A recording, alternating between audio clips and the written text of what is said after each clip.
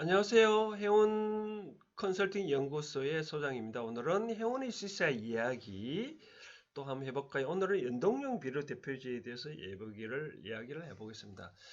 연동형 비료 대표제 참 문제가 많죠. 이번에 첫 도입을 하게 됐는데 이상은 꼴이 많이 나타나고 있습니다. 35개 정당이라는데 왜 35개 정당이 참 많은지 3% 이상만 획득을 하면 국회의원 낼 수도 있으니까 3% 내기는 과연 쉬울까요?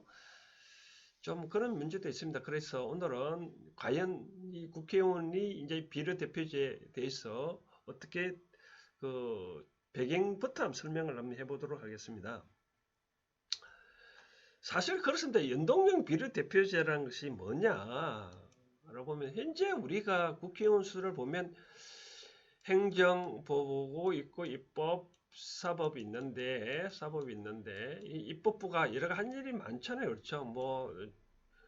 우리가 법도 만들어야 되고 또 행정부도 통제도 해야 되고 각종 장관의 청무도 해야 되면 여러 가지 많잖아요. 그런데 국회의원을 보면 1차적으로 지역구에서 국회의원을 뽑고 그러면 나머지 지역구는 뽑은 의원들을 보면 대부분 지역의 유지들을 뽑잖아요. 그러면 국회의원들은 머리가 비상하면 모르겠지만 제대로 일을 못 하잖아요. 그래서 좀 전문가, 직능 단체들, 예를 들어서 변호사 단체라든지 농민 단체, 무슨 단체, 기업가 단체 이와 같이 각 단체별로 국회의원을 좀 뽑아가서 전문가별로 한번 국회의원 구성하자라는 것이 바로 비례대표제인데 과거에는 유신 시대 때는 유신회 해가지고 대통령 임명하기도 했는데 그 이후에 비례대표 되기 위해서는 정당이 과거에 돈이 없으니까 돈 많이 낸 사람을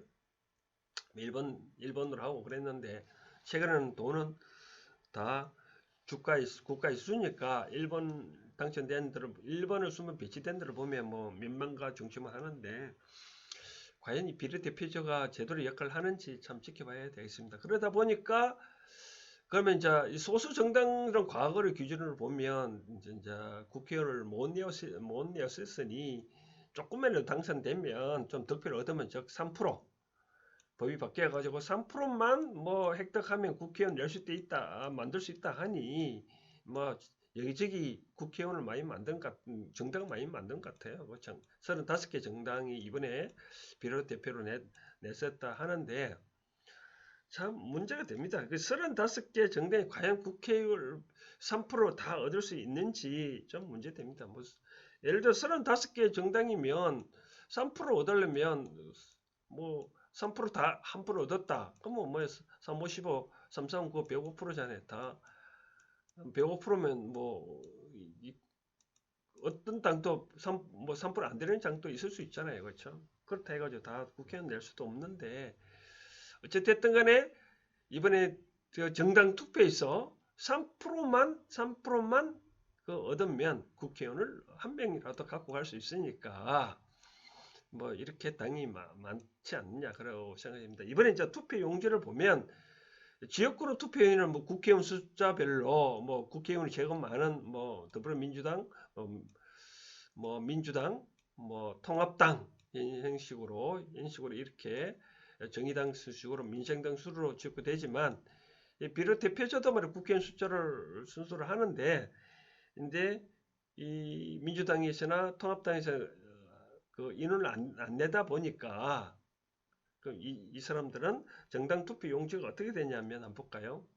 자 이렇게 되면 이제 현재 국회의원 숫자를 보면 이제 민생당이 제일 많잖아요. 현재 보면 언론 시장 보면 21명이라고 했었고 미래당이 7명이라 하다 보니 순서가 민생당은 1번, 2번 이런 식으로 다른 거예요. 원래 이제 정당 순서는 이 사람들이 당이 밑으로인데 투표 용지가 이렇게 보면 1번, 2번, 3번 예를 들어서 원래 민주당은 1번인데 통합당이 2번인데 이 사람들을 공당으로 내버려 둘 수는 없잖아요. 그렇죠?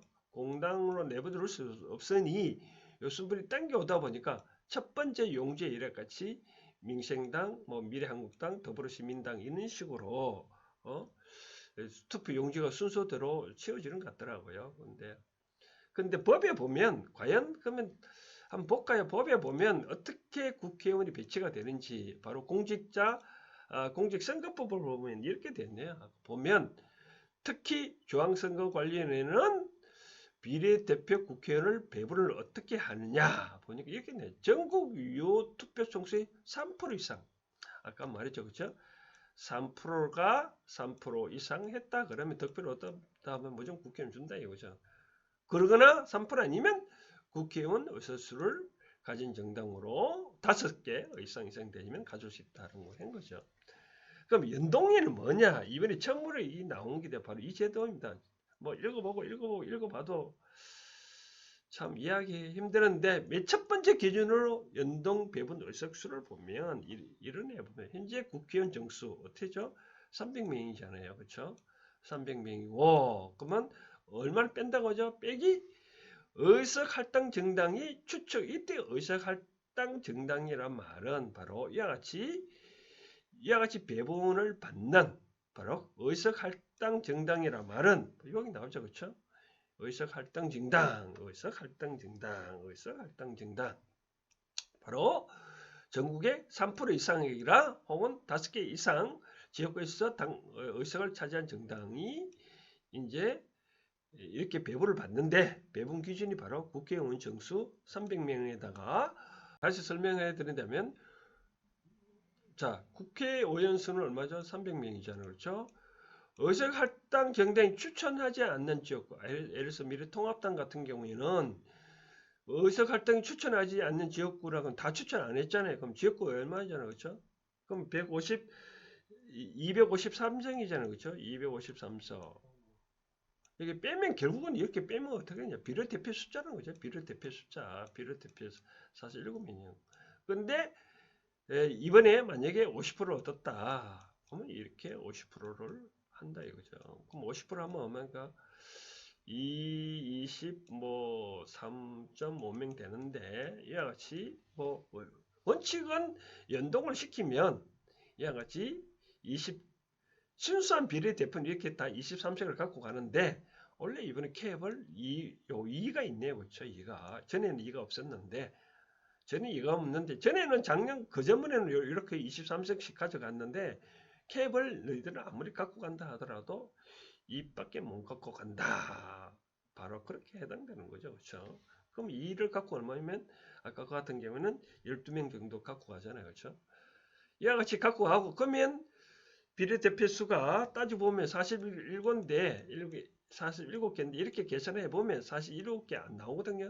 그러면 안 나오면 이렇게 한다는 거죠. 보면 이와 같이 의석수에 미달을 하는 경우에는 다음과 같이 배분을 한다. 비례대표 의원 정수가 뭐죠? 아까만 47개 그리고 각 비례배수 의석수 합계 각 당마다 의석 합석계를 하고 득표를 곱한다 이거죠. 제가 실제적으로 한번 표를 만듭니다. 예를 들어서 이번엔 선거에 A, B, C, D 당이 있다. 정당 득표율이 5%, 35% 이렇게 축됐다. 그러면 다 다음에 100%잖아요. 그렇죠? 그럼 1차를 배분을 어떻게 하냐? 아까 말씀드렸잖아요. 그렇죠? 비례대표 숫자가 47개인데 47개 곱하기 정당 득표율을 하고 캡을 덮어 씌웠잖아요. 그렇죠? 득표를 하고 캡이 얼마죠? 50% 하기 위해 2를 나눴죠. 그렇게 나누다 보면 이렇게 나누다 보면 1차 배분은 이렇게 7명, 8명밖에 총 23명밖에 안 나온다 이거죠. 그러면 47명 작잖아요. 그렇죠? 47명이 적으면 아까 여기에서 다시 이 법을 기준으로 보면 여기 보면 이런 식으로 적대니까 의원 정수 70 비례대표 47명이니까 각 배분 의석수 합계 23분을 하잖아요. 그죠? 여기다가 해서 곱하기 득표율을 계산했다. 이거죠. 그럼 득표율을 계산하면 그치? 득표율은 이렇게 나온다. 그죠? 그래서 그러면 이렇게 하면 또 소수점 있는 건 어떻게 하냐? 법에도 그렇게 나와 있잖아요. 소수점은 어떻게 하냐? 여기에 나와 보면 이렇게 돼 있네요. 뭐 정수를 기준으로 배제를 하고 먼저 배정하고 잔여 의석은 소수점 이하 큰 수로 각각 의사활동제 한 개씩 배분하되 그리고 수가 같은 경우에는 뭐 또 추첨한다. 참 희한합니다. 뭐 법이 이렇게 참 누더기 법인 것 같습니다. 그래서 규정의원은 여기서 그대로 보면 1차적으로 이제 소수점 제일 많은 당이 요거를 한 명 갖고, 여기는 소수점이 뭐 없으니까 한 명을 갖고 가고,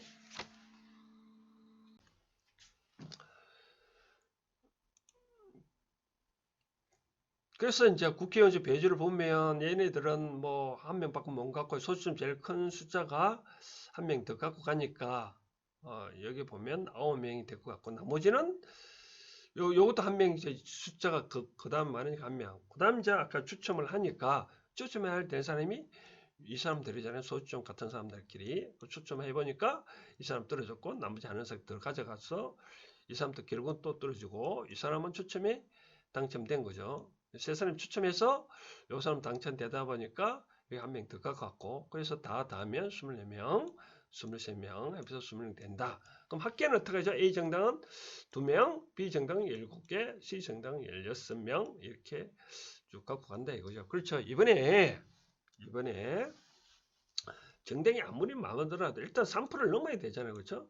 3%를 넘어야 되니까 예치 정당은 국회의원석 갖고 갈 수 없잖아요. 그렇죠? 최소한 3% 넘어야 되니까 이렇게 득표를 얻은 당들만 국회를 배분하는데, 이번에 35개 당이라고 하니 35개 당이 뭐 3%도 얻어볼 거라고 3%도 얻어볼 거라고 뭐 하는데, 과연 그렇게 될지 참 의심스럽습니다.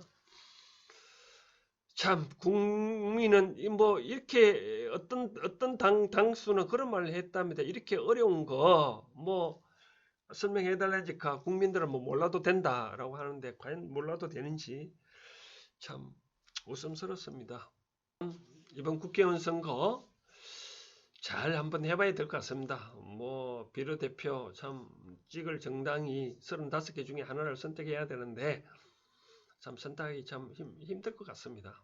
그래서 자세히 잘 보시고 한번 투표를 잘하기를 바랍니다. 오늘은 해양원의 시사 이야기 연동형 비례대표제에 대해서 한번 살펴봤습니다. 물론 제가 이렇게 법을 보고 설명한 것이 맞는지는 모르겠지만, 뭐 제가 법 출신인데 봐도 뭐 몇 번 이 방송을 찍기 위해서 몇 번 읽고 해도 결국 이렇게 답을 얻었는데, 또 달리 해석하는 사람도 있을 수 있을 것 같습니다. 근데 저는 그렇게 봤습니다. 첫 번째, 아까 말한 대로 3% 얻어야 되기 때문에 3%만 얻으면 국회 뭐 비례대표 받기 위해서 이번엔 당이 많다. 그리고 또 5명 이상 혹은 5명 이상 국회의원 배출된 수도 받는다. 그러다 보니까 지역구에 뭐 국회의원 수를 출마시키지 않는 정당들은 얘가 조금이라도 더 많이 받기 위해서 안 했다는데 참 그렇습니다. 오늘은 여기까지 하겠습니다. 감사합니다.